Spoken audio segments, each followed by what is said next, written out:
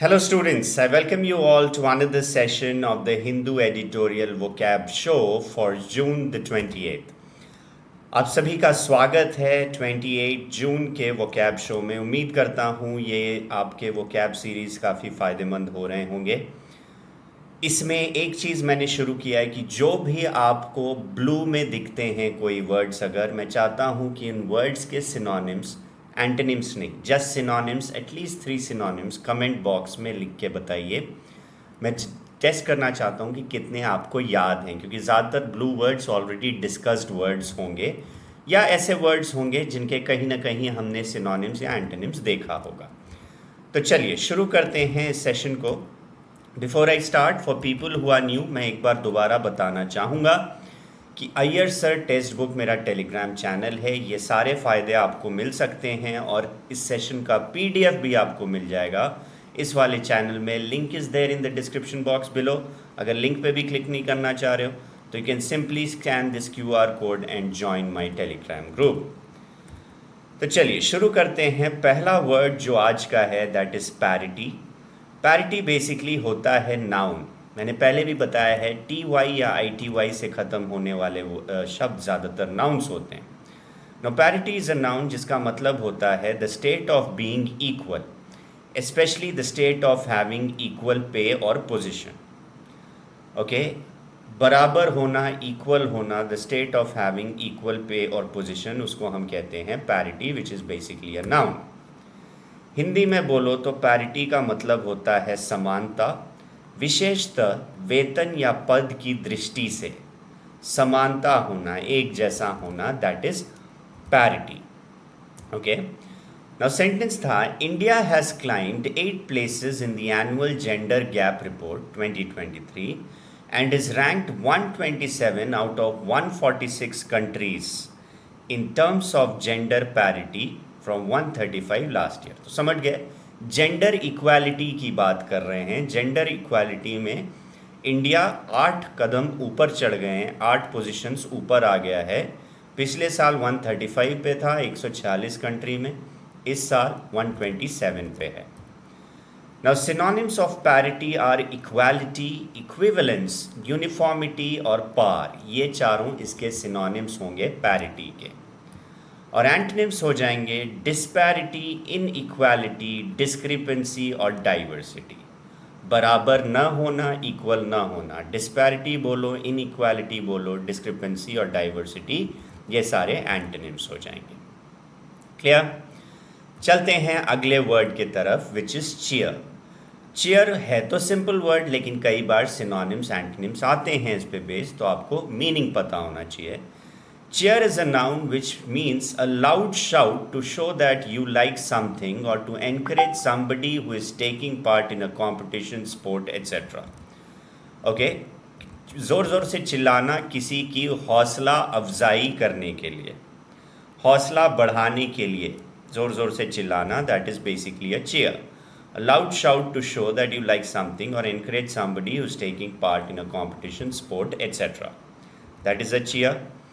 हिंदी में खेल प्रतियोगिता आदि में खिलाड़ियों को प्रोत्साहित करने के लिए निकाली गई हर्ष ध्वनि वाहवाही बोल सकते हो। हौसला अफजाई, वाहवाही इज एब्सोल्युटली राइट। सेंटेंस था बट दिस इम्प्रूव्ड स्टैटिस्टिक, जो जेंडर पैरिटी की हम बात कर रहे थे, but this improved statistic closing 64.3% of the overall gender gap is hardly a cause for cheer. तो जो जेंडर गैप, जेंडर इक्वालिटी की बात कर रहे थे, जिसमें हम कई सारे रैंक्स ऊपर चढ़ गए, कई सारे पोजीशंस हमारे ऊपर आ गए, तो उसमें ये बोला जा रहा है कि वो खुशी के लिए बहुत बड़ा बात नहीं, खुशी की बात नहीं है इसमें कुछ खास। ओके, वो क्यों है वो आगे आर्टिकल में बताया गया है। Okay, it has climbed a few places, 7 places उसने बोला, 8 places it has climbed, but 8 places climb करने के बावजूद ये खुश होने की बात नहीं है, ये लिखा गया। That's the meaning of the sentence. Now cheer के सिनोनिम्स हो सकते हैं डिलाइट, ग्ली, ऑप्टिमिज्म और ओवेशन। और ये कह रहे हैं ये डिलाइट की बात, ग्ली की, ऑप्टिमिज्म या ओवेशन की बात नहीं है। Okay, so these are synonyms. Antonyms होगा बूइंग, स्मर्क, स्निकर और ग्लूम. किसी को चिढ़ाना, एक तरह से डिमोटिवेट करना, डिस्करेज करना. These are the antonyms for the word cheer. अगला अगला वर्ड है populous, which is actually an adjective. Populous, population आप जानते हो, उसी से बना है पॉपुलस. OUS से ख़त्म होने वाले एडजेक्टिव होते हैं. तो populace basically means having a large population और डेंसली पॉपुलेटेड. जहाँ पे बहुत ज़्यादा पॉपुलेशन हो या डेंसली पॉपुलेटेड जगह हो, उसे हम पॉपुलस कहते हैं. अधिक आबादी वाला आप बोल सकते हो हिंदी में, मतलब that is populace. Now sentence था ऑन द 4 की markers of the index: economic participation and opportunity, educational attainment, health and survival, and political empowerment. India has a window of opportunity to improve in each so that one half of the most populous country in the world may contribute to the economy, growth, and overall well-being of society. कह रहा है ये जो 4 की markers index हैं, economic participation, opportunity, educational attainment, health and survival and political empowerment, कह रहा है इंडिया को बहुत ज़्यादा स्कोप है. हैज़ अ विंडो मतलब बहुत ज़्यादा स्कोप है, बहुत ज़्यादा एक अपॉर्चुनिटी लेने का स्कोप है, एक विंडो है इस जिसमें इन वाले चीज़ों में, ये इन चीज़ों में जो ऊपर लिखा गया मार्कर्स इंडेक्स, ओके, की मार्कर्स ऑफ द इंडेक्स, इसमें इम्प्रूव करने का काफ़ी गुंजाइश है. Okay, so that one of the most populous country in the world, ताकि दुनिया का सबसे पॉपुलेटेड कंट्री जो है वो इकोनॉमी, ग्रोथ और ओवरऑल वेलबींग के लिए कंट्रीब्यूट कर सके. That's the meaning. So synonym of populous could be teeming, thronging, thriving, swarming. भरा हुआ होना, ओके, किसी चीज़ से, जनरली किसी लिविंग थिंग से भरा हुआ होना, क्राउडेड जिसे कहते हैं. तो teeming, thronging, thriving, swarming could be the synonyms. Antonyms हो सकते हैं स्पार्स, अनइनहैबिटेड, डेजर्टेड और अनपीपल्ड. स्पार्स बोल सकते हो, अनइनहैबिटेड बोल सकते हो, डेजर्टेड और अनपीपल्ड, ये सारे इसके एंटोनिम्स हो सकते हैं पॉपुलस के. ओके, अगला वर्ड है फेयर. नाउ FARE, फेयर का मतलब तो भाड़ा, किराया होता है, बट यहाँ पे फेयर जो है वो वर्ब के तरह यूज़ किया गया था. Fare means to be successful और not successful in a particular situation. How did you fare in your exams means how did you do. Okay, कैसे तुम्हारा हुआ, उस सेंस में लिखा जाता है. हिंदी में किसी काम में सफल या विफल होना, दैट इज़ फेयर. सेंटेंस था India has fared well in education and in political empowerment with representation of women of over 40% in local governance, thanks to the efforts on the ground after the 73rd and 74th amendments. मतलब India ने अच्छा perform किया है education, political empowerment में, with representation of women of over 40% in local governance. Local governance में women का representation 40% से भी ज़्यादा है. और ये कब हुआ? 73rd एंड 74th अमेंडमेंट्स के बाद. तो अमेंडमेंट्स ब्लू में हैं, नीचे कमेंट करके बताइएगा इनके सिनोनिम्स क्या हो सकते हैं अमेंडमेंट्स के, मैं पहले डिस्कस कर चुका हूँ. फेयर के सिनोनिम्स हो सकते हैं कोप, गेट अलॉन्ग, मैनेज. ये फेयर के सिनोनिम्स हैं cope, get along, manage. Okay, perform करना एक सेंस से, ओके, प्रोग्रेस करना ये भी बोल सकते हो. एंटोनिम्स हो सकते हैं वेन, रिग्रेस, रेट्रोग्रेस. वेन बोलो, रिग्रेस बोलो, रेट्रोग्रेस बोलो, सभी का मतलब होता है पीछे की तरफ भागना या अच्छा परफॉर्म नहीं करना. ओके, गोइंग बैकवर्ड्स, ओके, या खराब होते जाना परफॉर्मेंस. नेक्स्ट वर्ड है अपटिक. अपटिक एक नाउन है which means a small increase और slight upward trend.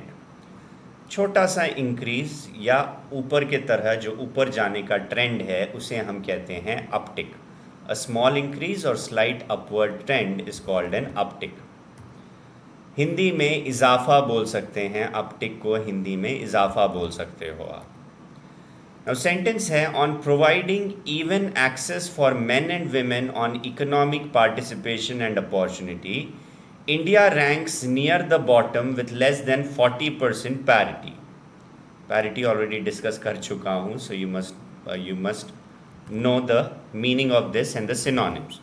On providing even access for men and women on the economic participation and opportunity, India का rank जो है बॉटम के तरफ है with less than 40% parity, which means equality. On the other hand, there are upticks in parity in wages and income. But then shares of women in senior positions and technical roles have dropped. On the one hand, there are upticks in parity.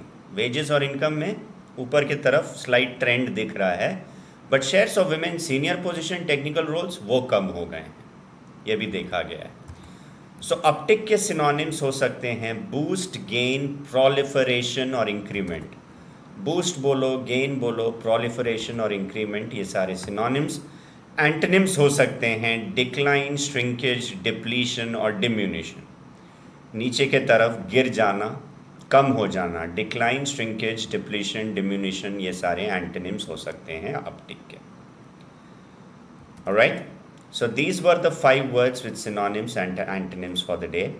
इसके अलावा बता दूं, for people who are preparing for defence exams, AFCAT, CAPF और CDS, अब सभी के लिए end of the season sale चल रहा है, where you get amazing discounts by just using this coupon code Josh. You will get additional discount.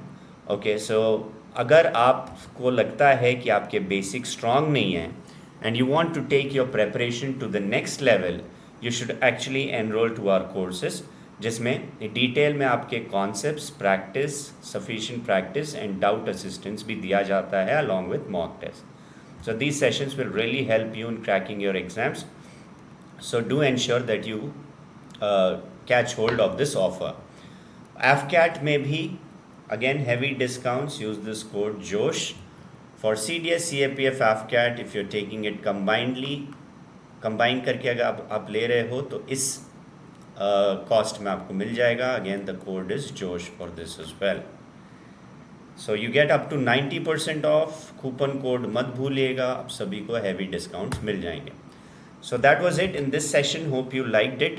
इस Telegram में ज्वाइन करिएगा to download the PDF of this session, okay, ताकि आप बाद में रिविजन के लिए आपके लिए हैंडी हो सके.